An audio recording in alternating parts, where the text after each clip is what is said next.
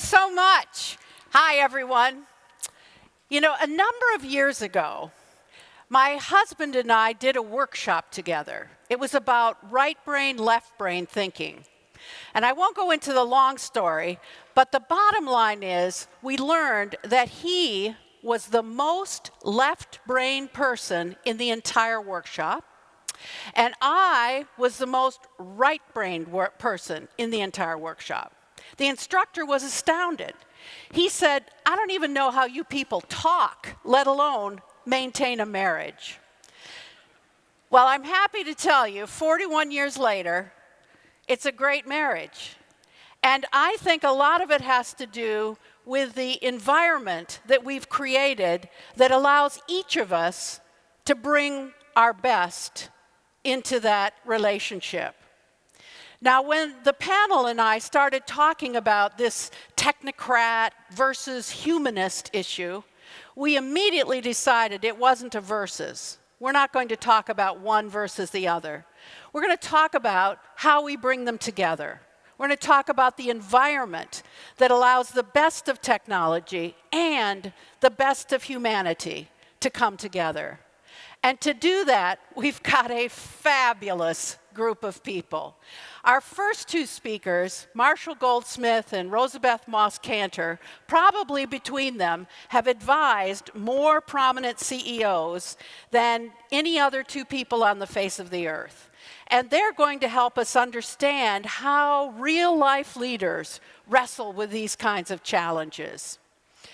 Then we're going to hear from people who've given a lot of thought to what you can do today. They advise leaders on new approaches and new techniques. So we'll hear from Herminia Ibarra, we'll hear from GP Petriglieri, and we're going to hear from Adrian Wooldridge. So please join me in welcoming Marshall, who'll kick us off.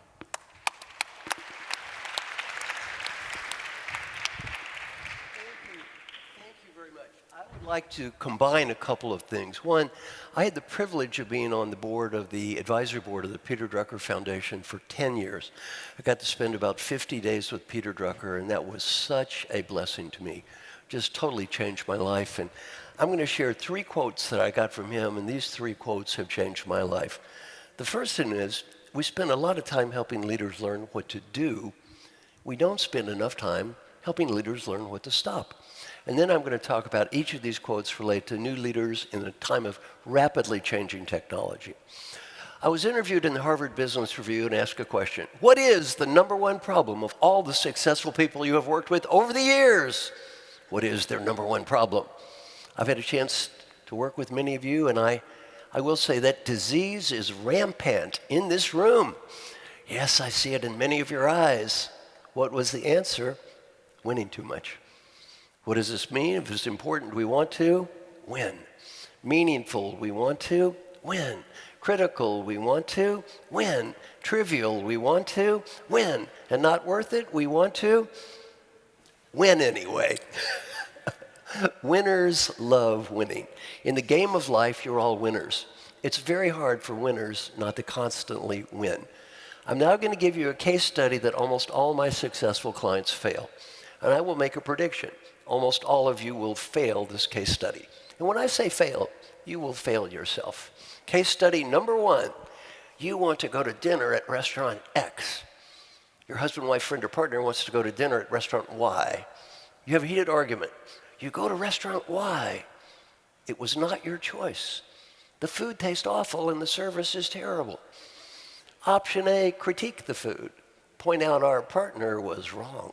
This mistake could have been avoided if only you listened to me, me, me. Option B, shut up. Eat the stupid food. Try to enjoy it and have a nice evening. What would I do? What should I do? Almost all my clients, what would I do? Critique the food. What should I do? Shut up. How many people in the room, please raise their hands, have ever critiqued the food before? Hands in the air. Yes, a room filled with food critiquers. Was this smart or stupid? Very stupid. And as stupid as it was, I'm going to give you an example now that is so hideously stupid, it will make that one pale by comparison. And I will predict at least half of you have done this. Case study number 2. You're having a hard day at work, a hard day under all kinds of pressure, time pressure. You come home, your husband, wife, friend, or partner is there, and the other person says, I had such a hard day today. I had such a hard day. And we reply, you had a hard day. You had a hard day. Do you have any idea what I had to put up with today? Do you think you had a hard day? We are so competitive, we have to prove we are more miserable than the people that live with us. I gave this example to my class at the Dartmouth Tuck School. A young guy in the back raised his hand. He said, I did that last week. I asked him, what happened? He said, my wife looked at me. She said, honey, you just think you've had a hard day. It is not over.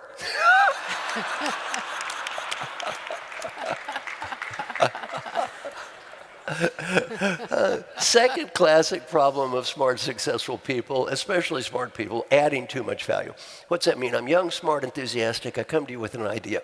You think it's a great idea. Rather than just saying great idea, our natural tendency is to say, that's a nice idea. Why don't you add this to it? The problem is the quality of the idea may go up 5%. My commitment to execute this idea may go down 50%. It's no longer my idea, boss. Now it's your idea. Incredibly difficult for smart, successful people not to constantly go through life adding value. One of my wonderful coaching clients retired a few years ago, J.P. Garnier, who was the CEO of GlaxoSmithKline. I asked J.P., what did you learn about leadership as a CEO of this big company? He said, I've learned a very hard lesson. And for every leader in the room, every time you get promoted, this lesson will become more real for you. He said, my suggestions become orders. My suggestions become orders. Now, he said, if they're smart, they're orders. If they're stupid, they're orders. If I want them to be orders, they are orders. If I do not want them to be orders, they're orders anyway. My suggestions become orders. For 9 years, I trained admirals in our fine United States Navy. What's the first thing I'd always teach the new admirals? When you get that star, your suggestions become orders. Admirals don't make suggestions. Admirals give orders. I asked JP, what'd you learn from me when I was your executive coach that helped you the most? He said, you taught me one lesson that helped me be a better leader and have a happier life. I said, what was it? He said, before I speak, stop and breathe and ask myself one question. Is it worth it? Is it worth it? And he said, as a CEO of this huge company, 50% of the time, if I had the discipline to stop and to breathe and to ask myself, is it worth it? What did I decide? Am I right? Maybe. Is it worth it? No. No. Everyone look up here, smile, take a deep breath, and go, ah, hand, ah. Think back to the last time you got angry and got into a heated argument with someone you love. When you had a need to win on a minor or insignificant point. Have any of us ever done that before? Was it worth it? Do any of you have teenage children? Have we ever attempted to prove the teenage child was wrong on a minor or significant point? And how's that work for you, Mom and Dad? Well, if you read my book, what got you here won't get you there. You read funny story after funny story after funny story. It's tempting to read the book and say, these people must all be idiots. The idiots in the book all have IQs of 150, and they're CEOs of multi-billion-dollar companies. Well, I'll tell you, this stuff is easy to understand and hard to do. Now, let me make the one bridge to the new world. Peter Drucker also gave me a couple of other quotes. And the leader of the future is going to manage knowledge workers. A knowledge worker is a person who knows more about what they're doing than I do. Well, you can't just tell them what to do and how to do it. And the next quote from him is, the leader of the future, the leader of the past knew how to tell. The leader of the future knows how to ask.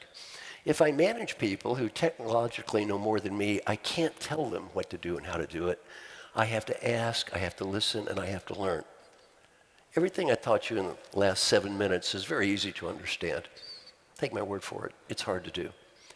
Everyone in this room has taken test after test after test after test with one goal, to prove you're smart. It's hard to stop.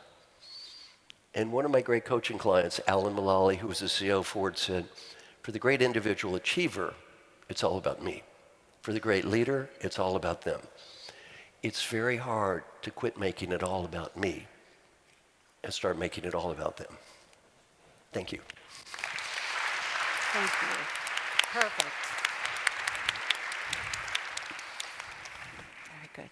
Rosabeth? Thank you, Tammy. Thank you, Marshall, for the inspiration, and what a great panel here. I'm thrilled to be here with everybody, and I'm going to take us up a level because I'm going to say one of the things that smart, successful people need to do is to think much more broadly, think outside the building.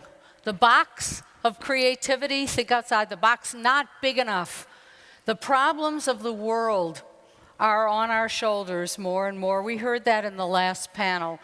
Big, intractable problems beyond the small, everyday problems we solve in businesses.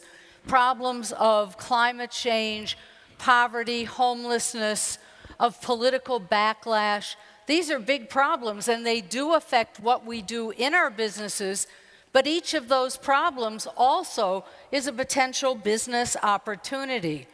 And so thinking outside the building, that is the established structures, what we've already put in place, becomes an essential asset for leaders, and that involves using technology to make sure we can solve even bigger problems. So when I said I would pick up from Marshall saying that everyone here is successful and smart, you know, there are 7 perverse traps of career success. Max Weber, the great German sociologist, once said bureaucracy or hierarchy, that was an iron cage that traps us. And when we get more successful, 7 things tend to happen. One is, on this learning point, one is know it all already. People who rise to top positions think they then get to tell people, and that it's a sign of weakness if they say, I don't know. Second trap is bubble wrap. You get wrapped in a packaging that makes it hard to hear from people who disagree with you. And as people rise through the ranks in any hierarchy, in any structured system, one of the prizes they get is they never again have to talk to anybody that disagrees with them. And also as people rise, I may not do all 7 here, also as people rise, their mental frames get narrower and narrower. We get good at what we do, but we want to apply it everywhere, even if it doesn't really fit. So difference becomes much harder to cope with. It's why there's such an emphasis today on diversity, if you want, in innovation, diversity of thought, as well as diversity of people. And of course, people who are successful become very impatient for outcomes. They ask for it, it should happen immediately, and they have a great deal of comfort in their identity as a member of a certain club. In order to solve the new problems of today, you gotta get out of the building, out onto the streets. Inside the building is hierarchy, outside the building is hustle. And there's a big shift now in leadership from hierarchy to hustle. Hustle is when you sell ideas through charisma, through the power of the idea, not necessarily the power of the position. And in fact, a very big idea can be had by a very small person. And a big idea can be one that changes the world, sometimes even inadvertently. One of my favorite questions to ask groups now is, and I feel that here I am in Central Europe, and you should certainly know the answer to that question. I won't be able to see your hands. How many people here know who Gunther Schabowski is? I don't know if you're raising your hands or not. Gunther Schabowski is responsible for the fall of communism, for changes in the world that are well beyond what any of us can do, because that's the person who had the bright idea that he didn't necessarily have to read the new rules. He knew what to do. There were going to be new rules about coming across the Berlin Wall, and so he just let everybody in, and then it was too late to stop it. It's often deviants who aren't really reading the rules who can make huge change, and sometimes they do it in benign and innovative ways. So hustle means finding the gaps, institutional voids, we sometimes call them, structural holes. Outside the building means looking broadly, zooming out, seeing the big picture, and then also seeing what is not there. because what is not there is the opportunity for action. And if you want to implement those ideas for action, I created an innovation in higher education. Colleagues and I said a few years ago, 14 years ago, we said, hey, let's invent a new stage of higher education. And we did. Just the three of us. It's called advanced leadership. Harvard does it now. Stanford is copying it. Notre Dame is now doing it. IESA in Spain wants to do something like it. It's for people who have risen to the top and are experts and accomplished people who are moving from their income earning years to their next years of service. That is an outside the building idea that takes them outside the building to take on climate change. Torsten Thiel, a European financial executive, has decided he's taking on the problem of the oceans. Well, we all know you can't boil the ocean, but Torsten Thiel wants to actually stop it from boiling. But he thinks you can. He looked outside the building. There are so many groups and organizations dedicated to climate change. He went out on the streets, literally, to see them all, and he decided that there was a big gap. The oceans have no sovereignty. There was nobody really funding innovative projects. It was all tended to be government and NGOs. He has created a World Bank for Oceans in which private capital can be used to fund new technology that will put sensors on ocean floors, that will help shipping, that will save the fish stocks. He's boiling the ocean or stopping it from boiling. So with hustle, with the power of our ideas, with persuasion, and with huge alliances and coalitions, we can get a lot done. You know, there's an old African proverb that says, it takes a village. It takes a village to raise a child. I say, it takes more than a village. It takes a cross-sector, multi-stakeholder coalition. Well, I know that doesn't exactly roll off the tongue, but that's what it takes. And so it takes big ideas, thinking bigger than you are. It takes leaving the building and seeing the street. I'll never forget my trip to Sao Paulo, Brazil, to speak to a leading financial institution where I never even saw the street. They were so caught in the iron cage, they picked me up in a helicopter from the airport, flew me to the top of their building. I went down the elevator, reversed that process to go up to the building, go down to a car, up to the roof, go down to another garage, get a car that drove me to the hotel. I never saw the street. That was their problem. So what we all have to do if we want innovation, if we want to master the new technology, is we have to get out of the building, challenge the structures, find a new innovation, and make a difference in the world. Thank you. Thank you. Thank you both so much. You've said a lot of great questions about how we do that and what we need to do. We'll get back and talk more about those. But first, let's hear from Herminia with her thoughts on the real challenge we face. Fantastic. Thank you, Tammy. Good afternoon, everybody.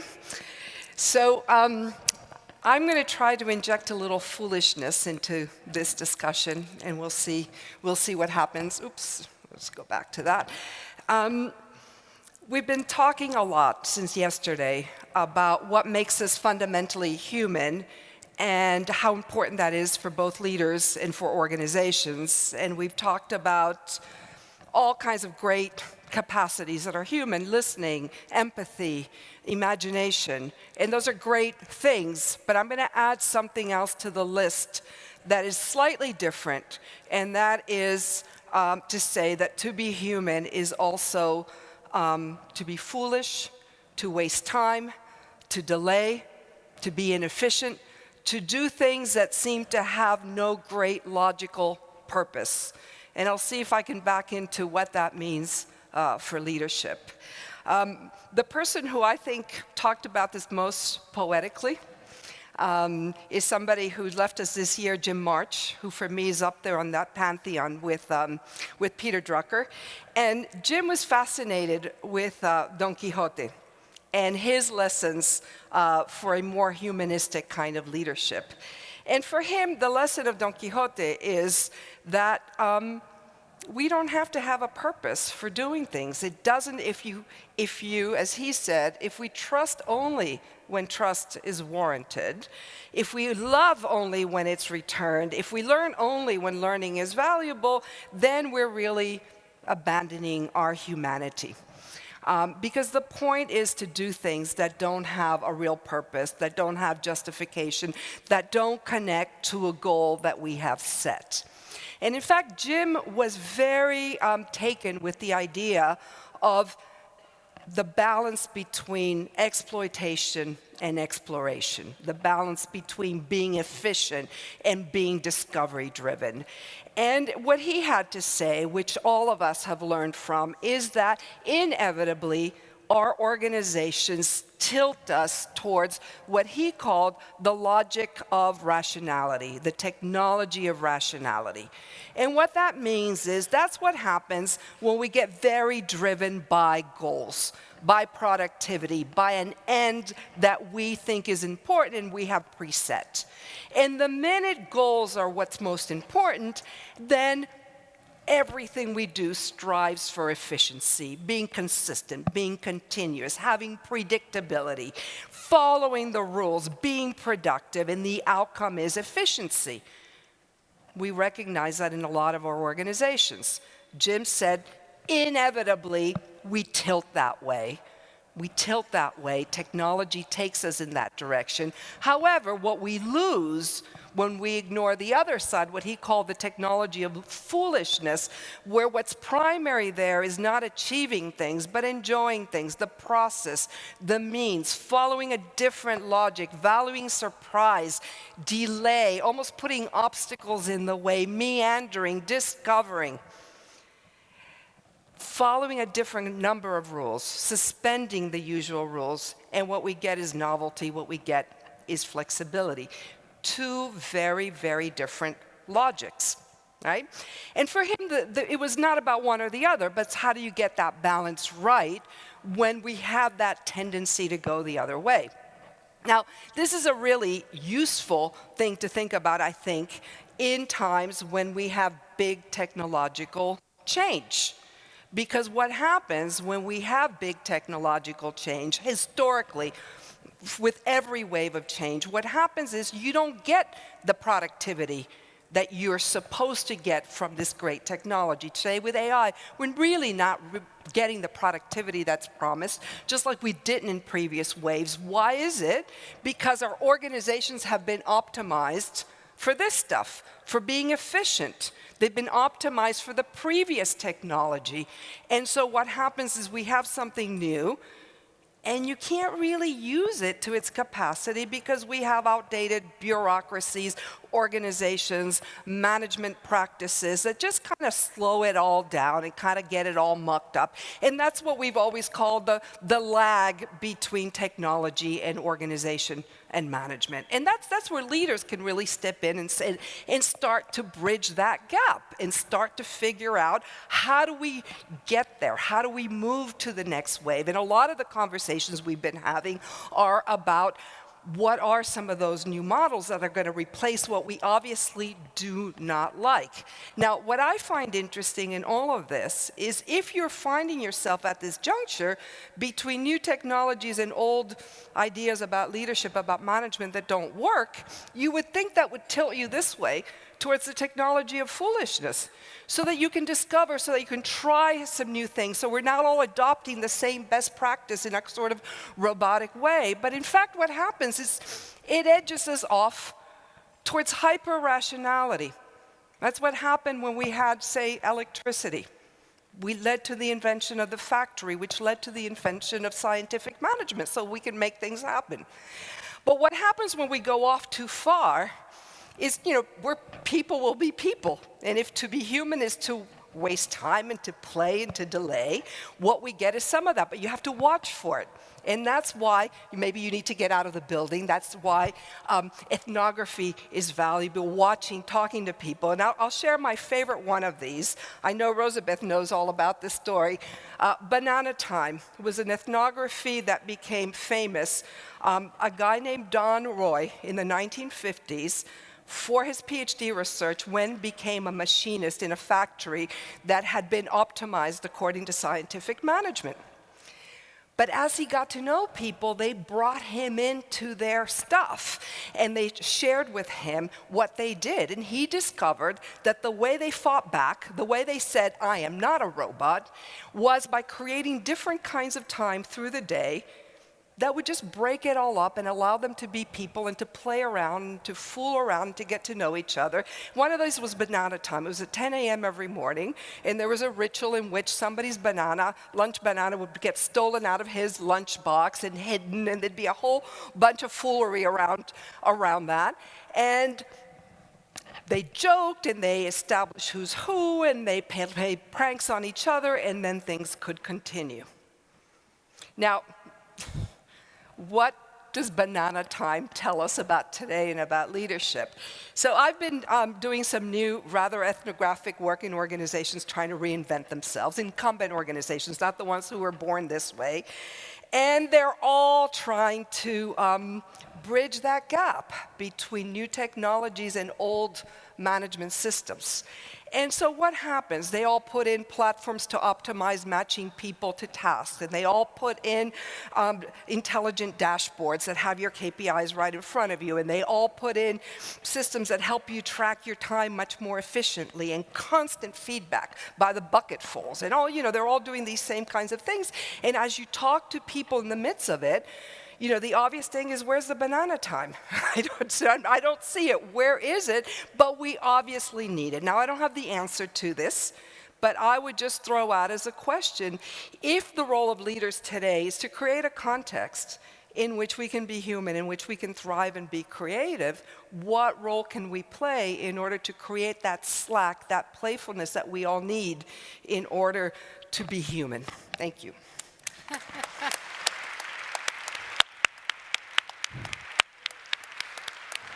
Well, there's a great Monday morning takeaway. Let's have banana time. It sounds great to me. Gianpiero? Yes, thank you. It's great to be here. I'm going to talk about humanizing leadership because I assume that technocrats don't need my help.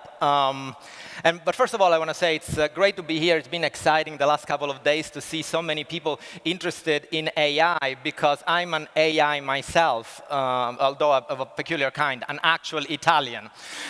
So I want to just begin by introducing my intellectual grandfather, a gentleman by the name of Salvatore. He was born in the early 1900s in the same town, small town, as my actual grandfather in Modica at the southern tip of Sicily. And although they were born in similar circumstances, they had widely different trajectories. My granddad left school in 3rd grade, started working, and eventually moved 10 miles away. And there he stayed, building his business all his life. While Salvatore stuck with school, went to university much more unusually, became an engineer, and found a good job with the National Railway Service, who correctly identified his ingenuity and started moving him around the country in the way we still do with our high potentials. He lived in Rome, he lived in Milano, he lived in Genova. But there was a problem. Salvatore did not like engineering, and he didn't care for corporate life very much either, so he had a side gig. He spent a lot of time on social media, and especially on a platform that was very popular at this time. People used it to vent, to share their political opinions, to find a date. It was called poetry. And eventually, in 1930, he penned these 4 lines, shorter than a tweet, that went completely viral and then would land at the center of the Italian literary canon. And excuse me, I'll recite it in Italian because I couldn't bear hearing myself saying this in English, but I brought a translation. Ognuno sta solo sul cuore della terra, trafitto da un raggio di sole, ed è subito sera.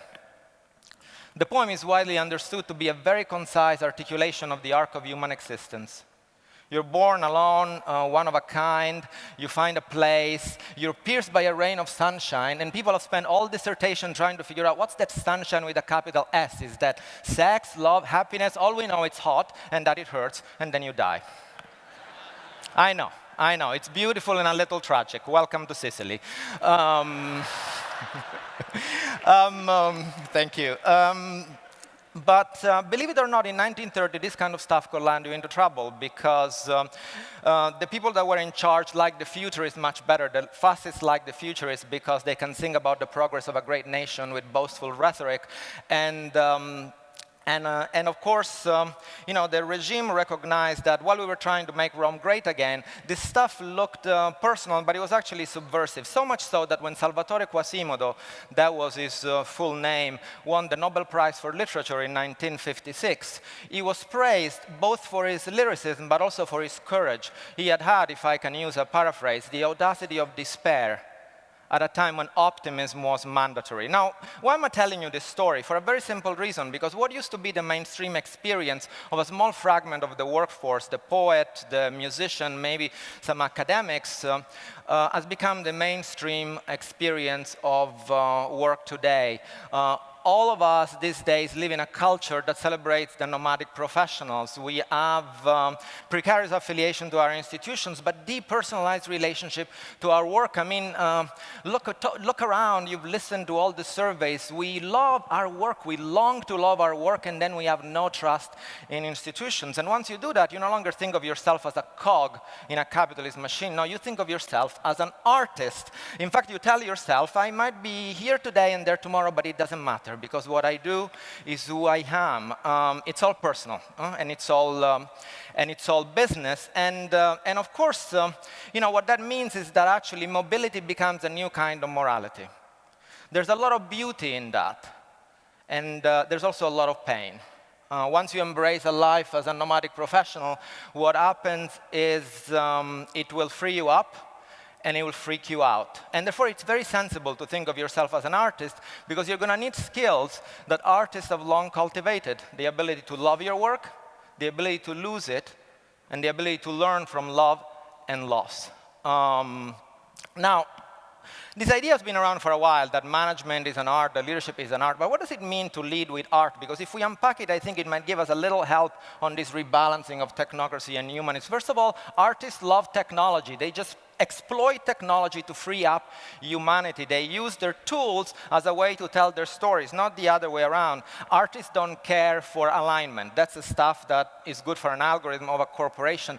Artists celebrate tensions and contradictions. That's because they make us human. So if we take this tension between technology and humanity, it's dangerous to pit them against each other. We need both. We need data and we need dreams, of course, because we need the ability to predict and we need the ability to imagine. At the end of the day, as humans, we need to make things and to make things up. And when leaders use technology just to make things or just to make things up, then what happens is, it might be good business, but it's bad art. It's about art.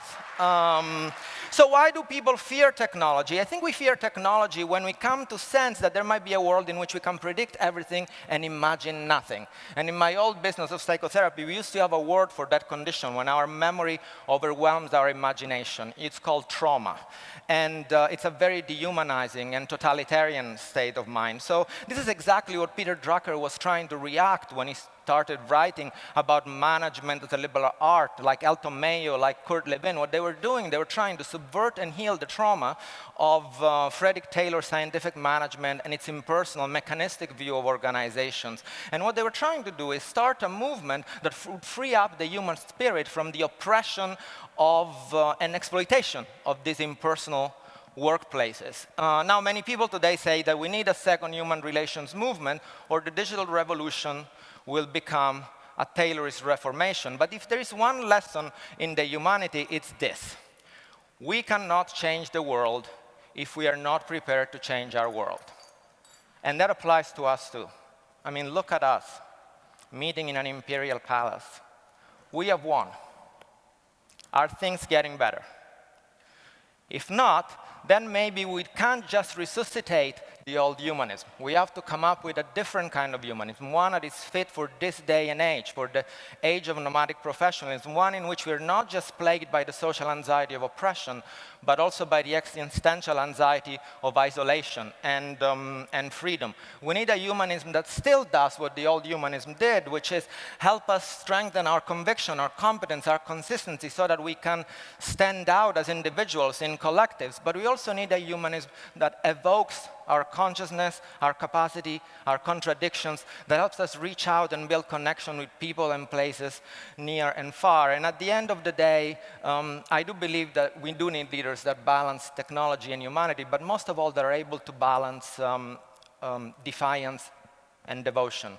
And that's why I told you the story of Salvatore and of his poem, because I think there's a hint there about what it takes for us to balance devotion and defiance. We need a story that moves us and a space that holds us.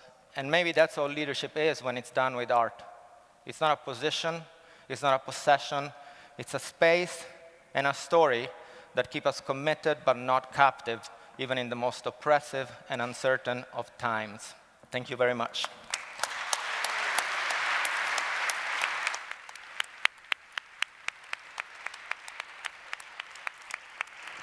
Thank you so much. I think we can say with no doubt in my mind, at least, that that poetic gene has come down through the ages. So that was lovely. Adrian? Thank you very much. I mean, if you look around the world at the moment, everywhere you look, you see a populist upsurge. You see it in Brexit, you see it in Trump, you see it in the various mini-Trumps around Latin America. And I think this populist upsurge is driven by one thing and one thing alone. That is the failure of leadership in general and the failure of the leadership class in particular.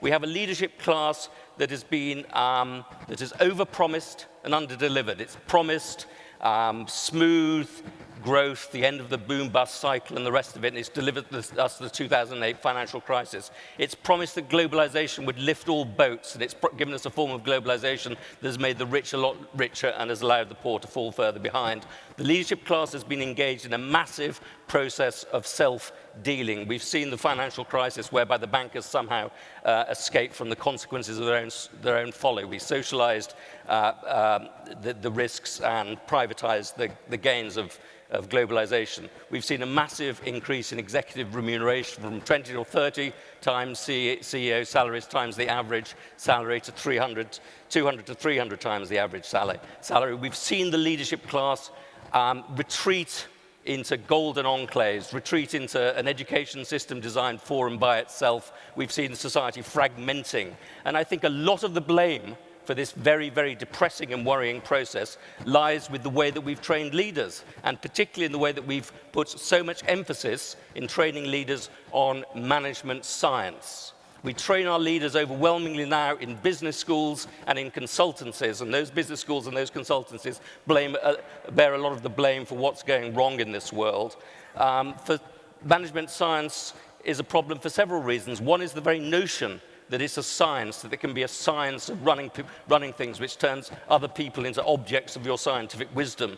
It encourages the use of formulae which seem to make it absolutely inevitable that your salary should go up by X percentage, that it should be linked to profits and things like that, which means the salary always keeps going up. And of course, this so-called scientific formula for managing things is massively distorted by greed, massively distorted by self-interest. So you look at the links between, let's say, Harvard Business School and McKinsey's and Enron, very, very close, or Harvard Business School, McKinsey's and LBS, again, very, very close. So we seem to have created a management culture, a management class that is perpetuating serious problems. And I would say the way to get beyond this is to have a little less emphasis on so-called management science and a lot more emphasis on philosophy, a little less emphasis on so-called scientific formulae and a lot more emphasis on judgment. Just think of the role that judgment might play in averting some of our disasters that we've had recently. There's a notion in Silicon Valley of blitzkrieg management. You get as big as fast as you can. This is something like that Reid Hoffman's written articles about blitzkrieg management. Now, You'd have thought that invoking the virtue of a blitzkrieg might raise a few doubts about the wisdom of doing something like that, but nevertheless you've done it. And what do you end up with? You end up with thronos. Of course you end up with thronos. Another phrase that I hear a lot in management circles, in fact you can't go anywhere without listening to this phrase, is disruption. Let's disrupt this, let's disrupt that. Disruption is the name God, is the new God. Well actually, if you apply a bit of judgment and common sense, you might understand that a society based on the notion of disruption is not going anywhere. Disruption is not something that people can live in for any long period of time. So you need to put judgment right at the basis of training your leaders. And I think what you need to do above all is to place this book, which is Plato's Republic, and philosophy, the process of philosophy in general, but the process of reading Plato's Republic right at the heart of these things. The Republic is an exercise in thinking about leadership, about the way you should train and create a new generation of leaders. It's a long meditation on what role education should play in it, and it's a long meditation on what goes wrong with leadership if it's badly thought out and badly directed. And what Plato argues is that you should essentially have a communist leadership class. The leaders should have no property, they should have no wives, no family, they should reproduce through a process of state-sanctioned orgies every now and again. Now, I'm not arguing for that, I think that's going too far. But what Plato is saying there is saying that you must have an austere ruling class that is not engaged in a process of amassing wealth, not engaged in the process of amassing opportunities for its children, that being part of a leadership class is the notion of self-abnegation, self-denial. And I think this goes to the heart of many, many problems that we have at the moment. We have a leadership class that puts the accumulation of private money above the service to the state. We have a leadership class that puts the looking after their own children above looking after the common good. We have all sorts of distortions and resentments that are created amongst the populist masses at this leadership class looking after its own people. You can see it in the American presidency. It used to be the case that American presidents, when they retired, disappeared. They went off. They cultivated their gardens or something like that. Now, they turn themselves into billion-dollar brands. The Clintons have done it. The Obamas have done it. And Trump had done it before he became president, but he continues to make money as president of the United States. This is a leadership which is not functional and it's not sustainable. So I would say read Plato. I think all leaders, all CEOs should spend a couple of weeks a year climbing up the mountain, going to the Alps, not to Davos, but to somewhere where they can not meet with their own kind and the children of their own kind, but sit in a retreat, read Plato and meditate upon Plato. They should, all business schools should have some philosophy, some courses in philosophy, particularly the philosophy of leadership, and again, Plato. And another very, very important notion of Plato is the notion of the long term.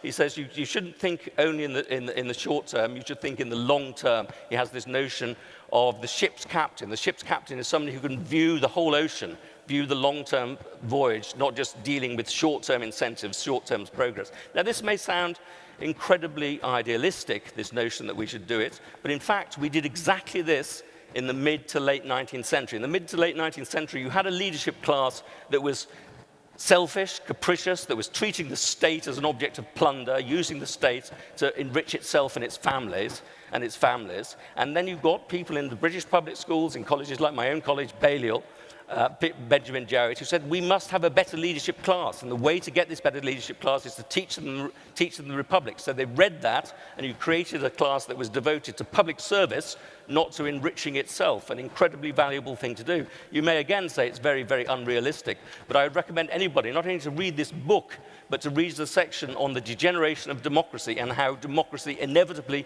gives rise to tyranny. And you will find in that a perfect description of what is happening in the United States at the moment, and you will have a perfect description of Donald Trump's character. So let's have less businessmen, less management speak, less nonsense about let's run everything like a business, let's have philosophy, and let's put at the heart of that philosophy Plato's Republic. Thank you very much.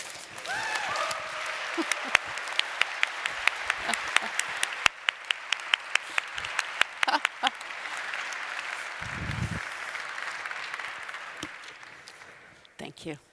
Wonderful. Thank you for all of those great thoughts. I'm going to ask that we just start by quick answers. So you guys have all given some really interesting ideas, and what I'd ask now is, could you just give a quick example? Just elaborate a little bit. And I'd like to start with one that Rosabeth spoke about, which is this idea of knowing it all already and the assumptions that hold us back from really being open to what's happening. Can you give one example of that, Marshall? Yeah, I think we all talk about suck-ups. And you mentioned that, you're living in a bubble. Everyone hates suck-ups, hates suck-ups. I have a question. Raise your hand. How many of you own a dog that you love? Who gets the most unqualified positive recognition in your house? Your wife, your husband, your kids, or your dog? Dog. In almost every case, it's the dog. Why? The dog doesn't talk back. The dog's happy to see me. If I come home late, the dog is still happy to see me. And if I come home late and drunk, the dog doesn't care. The dog's a suck-up. Well, my point is, we all see this crap in others, but we don't see it in ourselves. Okay. We all tend to encourage suck-ups. We fall into the exact traps that you were describing. And I think that the healthiest thing to do is get feedback from everybody.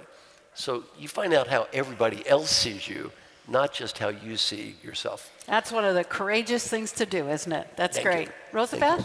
So I said get out of the building. I mean, for anybody, the more we encounter people in events that are disturbing, people in events that make us think, that make us question our own values, that make us see something that needs to be solved, that suddenly you feel passion about. I mean, passion is the combination of ambition and outrage, something that you're angry enough about, but if we are inside, we don't see it. And the more we're outside, out on the street, mixing, matching, getting to know different people, sometimes it's called networking. Herminia once did some fabulous work on that and about people's networks. And those who are confined in a structure are the ones who start asserting class privilege that Adrian talked about. They're the ones who don't see art. I mean, I think just one little thing. I once wrote a column on how to attack a castle. You don't attack a castle, an establishment, head on, because then all the fortifications go up and the drawbridges disappear. You can't get over the moat. You attack a castle either by burrowing underneath in some sneaky stealth way, like the Berlin Wall fell, or you attack a castle by setting up little establishments, little villages outside, little festivals, little joyous occasions, foolishness, where people create art and where people connect with one another in a very different way. And soon, all the people in the castle start realizing, yeah, they have the fortifications, but nobody wants to come in anymore, and they're a little obsolete. Just like the millennials don't want to join big corporations in the same way anymore at all. That's a great point. Can you name just one experience from your past where you've gone, wow? Where have you been? What happened to you where you were outside your castle? I'm always outside the castle. I mean, I don't think I ever went in. I mean, I think people like me, I'm what you call diversity. I was the first, the only, the pioneer, and I was always observing things as an outsider.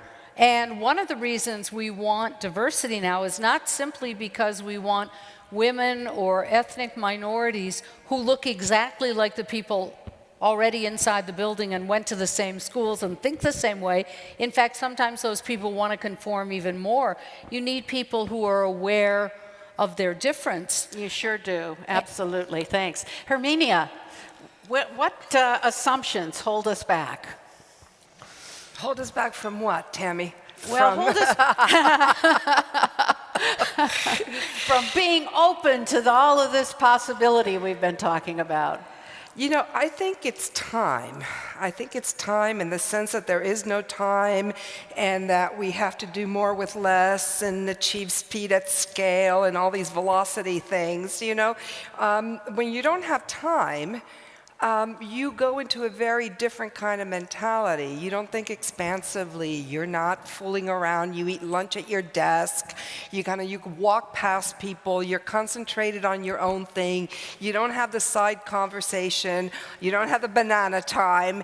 And you forget to make the human connections. You don't get the serendipity, the stuff you're not even looking for. And so it's our assumptions about how we should be maximizing our time and the 8 things successful people do before breakfast and all that kind of stuff, I think holds us back from a lot.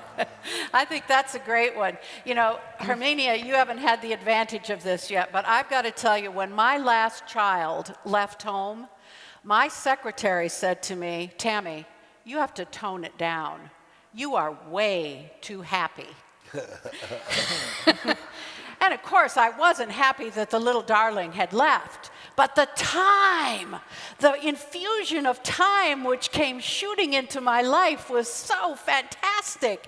I was filled with all kinds of energy. So I think you're onto something. GP? Yes. What kind of assumptions hold us back? What kind of assumptions hold us back?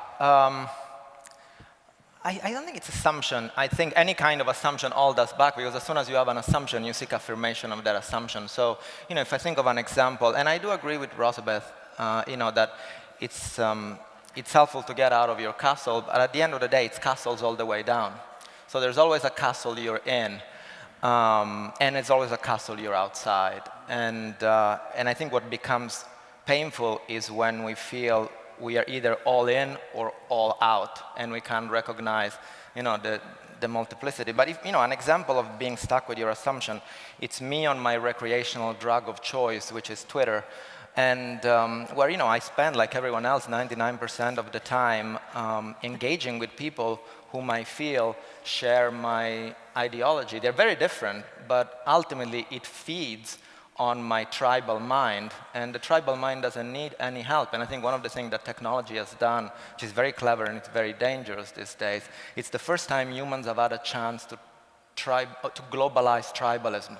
Before, empires always suffered from the problem of scales, and now we can hang out with people like us that are so far away. And that's a very big castle to walk out, unless you manage to wean yourself off. It makes the castle a global castle, doesn't it? Yeah, yes. That's very insightful. It's a very long moat. Adrian, what are your thoughts? What is the biggest assumption that holds people back from thinking of new things? I want to make a broader point. I think the biggest assumption that's crippling the world at the moment is that is a sort of meritocratic assumption, that the people who are in charge are both cleverer than everybody else. They went to Harvard Business School, they went to London Business School, they went to Balliol College, Oxford, or whatever, so they're cleverer than everybody else.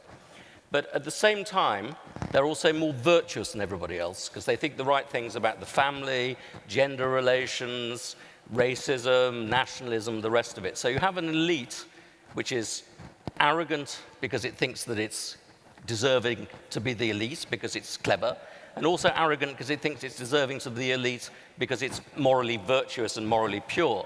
So what that does is to say to everybody else who's outside the elite, i.e. the masses, A, that you're stupid and therefore deserve to be held down in a less prominent position, but B, that you're also immoral, that you have bad values, you have the wrong values about the family, the wrong values about the nation, the wrong values about bigot. You're a bigot. So you define people as both stupid and as a moral problem. And when you do that, you tear society apart, and that's what's happening now. So may I comment? I totally agree with Adrian, except for one thing, which I'll come back to. That one of the reasons you have populist revolts is that people do feel disrespected. They feel that their work isn't valued. It's not considered real work. Why don't they all take a coding class and then they can do real work? That work doesn't come to them. They're all left out. They're left behind. We don't know them. They're not part of the Twitter global elite. And those are the people that are going to come back to bite us, and they should. and we ought to be thinking as inclusively as possible. So the one thing I don't agree with, though, is I've just heard Harvard Business School slammed a couple of times, also LBS, and it's not all of us. I just want to say that, and I do want to say, Adrian, thank you very much. When you wrote a book called The Witch Doctors, you exempted me from being one of them. I mean, because we make as big a mistake. I agree that there is some awful things that elites do, but we make as big a mistake lumping all the people who did manage to work hard and go to a college at Oxford or whatever else together as the enemy, and the populists do that because we are only going to make change if we find the places where there are some alliances that allow people who who have the same outrage and the same ambition, the same big dream, to find common cause and work together. So actually, we're going to have to help the castle change inside as well as go out on the streets and find new people to work with. Okay, well, we're going to have to tackle, Adrian, your very controversial point. We've got questions flooding in here from the group that want to talk about it. So let's talk about, you've said Plato argued in favor of a leadership class, one that would be independent of interests and able to take a broader view. And yet at the same time, we're talking about the respect we have for people of all throughout society. Well, how do we resolve those two? What is it about? Do we really want a leadership class? Does that make any sense? Or do we want to respect everyone and their views? I think, well, Plato has 2 points. One is that a leadership class is inevitable. You have to have people who will make decisions on behalf of the state. Because if you try and have everybody making decisions, as Athenian democracy did, everybody who is regarded as a citizen, then you end up with anarchy. But Plato also says the second thing, which is that you have to have a situation in which you have massive amounts of social mobility. And that's one of the reasons why he thinks you have to get rid of the family, because you know the family is a great brake on social mobility. So you have to have people born from every element in society. Now, as I said, I don't go all the way with Plato. I don't regard it as reasonable to have an abolition of the family or private property. I don't regard it as reasonable to have state-sanctioned orgies to reproduce the next generation. I think that's going too far. But I think what Plato's getting at is that people who have leadership positions, all societies have people who have leadership positions, should in some way be trained to put the common good above their own personal good, and should somehow be trained to think in the long term, which is why I think that philosophy is so important, because philosophy is about long-term thinking, and so much of our thinking with the management, so-called management science, is about short-term incentives, short-term things like that. And I do think that what I'm saying is not entirely crazy, in the sense that what you saw in the mid-19th century in Britain was precisely the problems that you have now in the world, that you had an aristocratic elite that was disconnected from large chunks of society, that treated the state and business as a rent-seeking operation, as a way of making money, and treated public bodies as a way of providing jobs for their children. We're seeing exactly that now. And what you had in the 19th century was a section of the leadership class in the public schools and Oxford colleges, Benjamin Jowett, the great translator of Plato, being the classic example of this, who says that we can't go on like this, because this way lies anarchy and social dislocation and revolution, because people will look at that class and revolt against it. So he tried to instill in people a reverence for Plato, and what you got as a result of that was a leadership class that put self-abnegation, duty to the public above other things, and it didn't grab. And what I find so appalling when I go to, let's say it, when I go to places like Davos, what I find so appalling is the amount of grabbing that's going on. People are grabbing stuff. People are forming little conspiracies to help their children, help their businesses going on. We have a leadership class that is engaged in a massive process of self-dealing, and it's just not good enough. We had one I want to get other people's views on it, but we had one question in here, Adrian. Can you name one mid-19th century leader that exemplified these ideals in a positive way? Well, I would say Benjamin Jowett is quite interesting because he trained a whole generation of people in public service, which is what it was about. It was about changing the notion of working for the state as being a way of getting stuff out of the state to being public service, doing things for other people via the state. I would say Matthew Arnold, his book on culture and anarchy is a fantastic summary of how you need to have a responsible leadership class drawn from the whole of society that puts what he calls sweetness and light, what he meant by sweetness and light, the good of the whole community, above sectional interests. And I think we are going through a crisis as significant as the crisis of the mid-19th century now, with the rise of this meritocratic elite, which is arrogant, self-seeking, moralistic, and detached from the whole of the rest of society. Okay. Anybody else want to comment? Yeah, I want to say, I know we're in Europe from all the applause. There is an action that can be taken by countries that make a real difference. My country, I've worked hard on this. We don't have enough of it. It's called national service, because that is something that teaches people to put others above themselves, the common interest. And in fact, in this election, the one piece of good news that we should share here about the US midterm elections is the number of people who are veterans of service who won congressional races, and they can change the face of politics. People who have sacrificed for a cause larger than themselves. That's what we should be doing in leadership training. There are some companies that have started having service corps, service projects.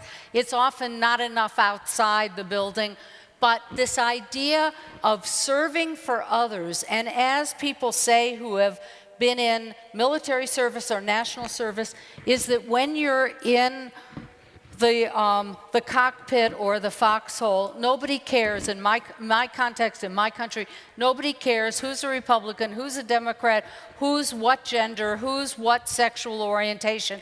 They just have to get the job done together. So that's an actual step we could do to develop more and better leaders. We do have a national service program. That's a good Monday morning idea. Adrian, there's one question here I've got to ask you, but I'm only going to allow you to give a yes/no quick answer. Does Theresa May meet the standard of an unselfish leader?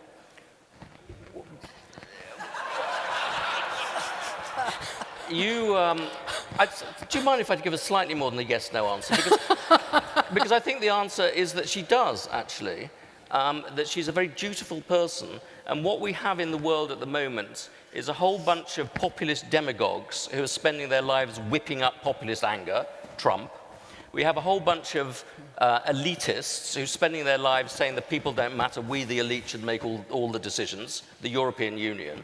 And what Theresa May is saying is we've been given an instruction by the British people to leave the European Union. We have to respond to the democratic will of the people, but we have to do it in a way that's responsible. So I would say that she is a very responsible leader and more responsible than vast numbers of other ones. So I do actually think I admire her. Very good, very good.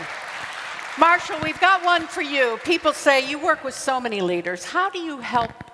What do you tell them? How do you help them? What do you trigger in order to get them to take this broader view of their role? Well, to start with, I don't convince anyone to do anything. I work with very successful people who are already motivated and want to change. I don't get paid if they don't get better. I've learned a hard lesson. My name is Marshall Goldsmith, not Jesus Christ. So I'm not in the savior business. What I do is I work with people that care. They get confidential feedback. They pick the most important behavior to improve. Their management agrees with this. We establish a very clear, disciplined follow-up process. And three things. They have to have the courage to look in the mirror. Easy to say and hard to do. Yeah. Two, the humility to admit they can improve. You know what I learned? I can't help anybody get better that's perfect. And number three, they have to have the discipline to do the hard work. Courage, humility, and discipline. Thank you. And I bet they don't ask for your help if they don't have courage, because they're going to get that honest feedback, aren't they? For sure. Yeah. Okay. By the way, the new CEO of Walmart is Doug. He's a good guy. You know what he said about my feedback session? He said, my feedback session with Marshall Goldsmith made my trip to the dentist to get a root canal operation feel like one of the happy moments of my life. I could believe that. I could believe that. GP, we'd like you to comment specifically on boards of directors. There's a question here, you know, a story that moves, a space that holds. Yes. What can we do in our busyness society to bring more vulnerability, more of that thinking into a board of directors? It's a great example. I mean, a board is a space. So first of all, ask yourself, and I think we heard it in the previous panel, what stories move these people? And what stories do these people bring in the room? I mean, it's always interesting to think what stories are allowed in the room out loud, what stories are allowed in the room to be kept quiet, and what stories are not allowed in the room at all. And I think a lot of the time when we talk about leadership, it's just a way of talking about elites, and board are a good example of elites, and I think what several people are saying here.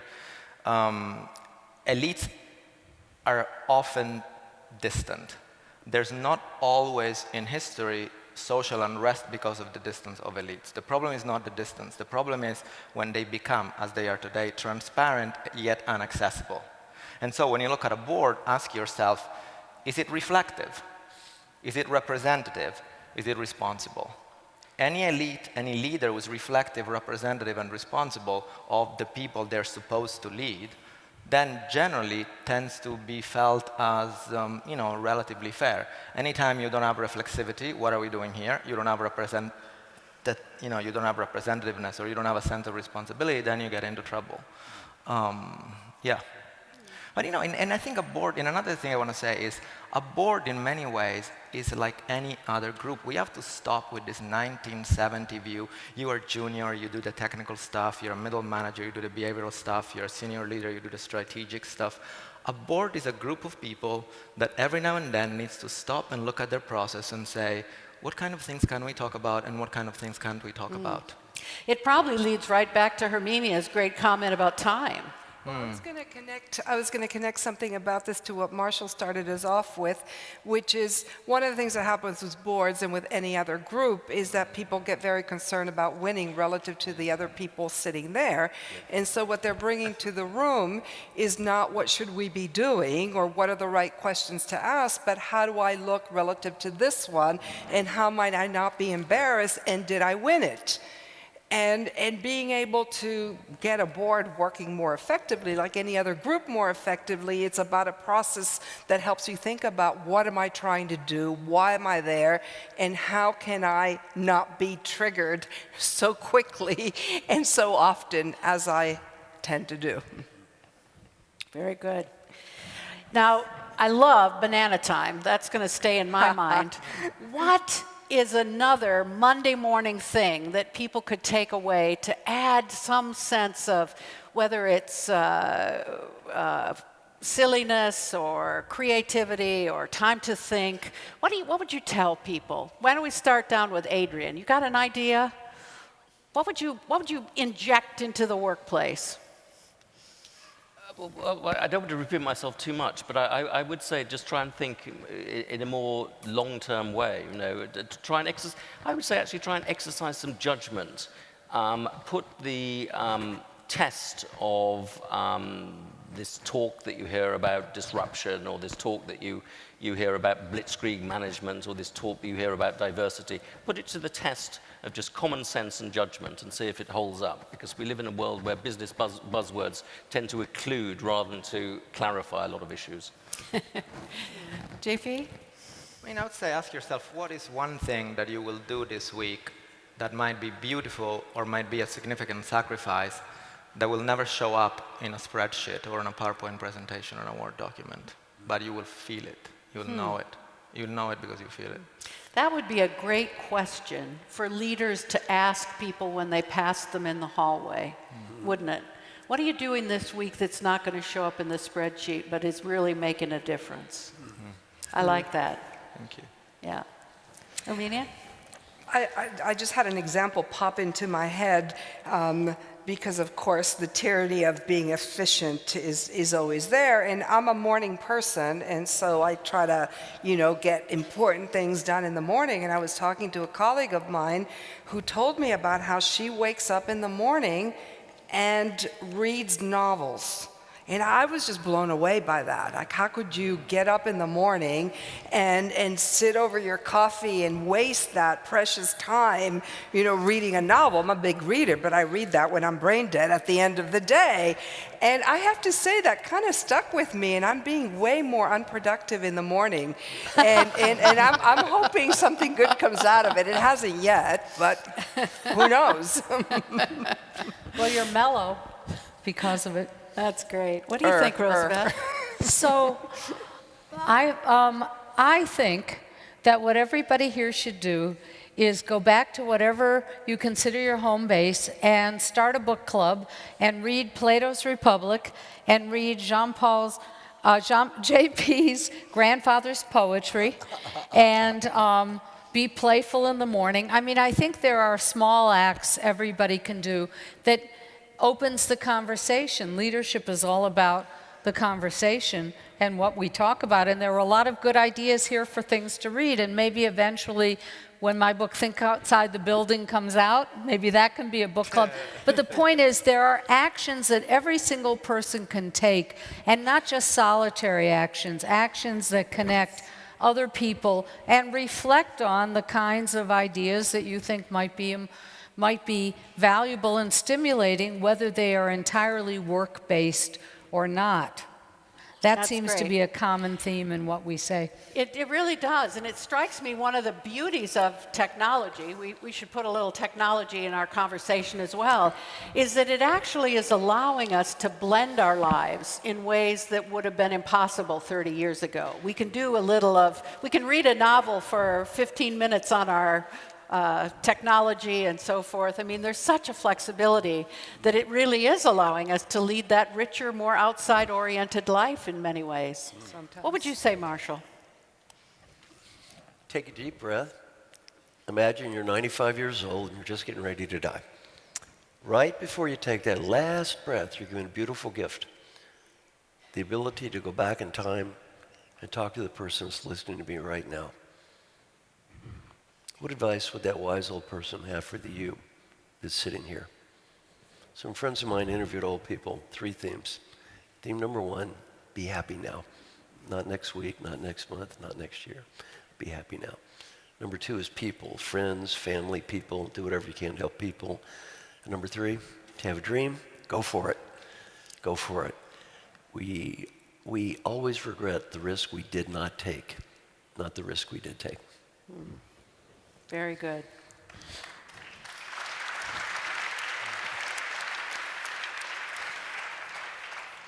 I'm a big fan of,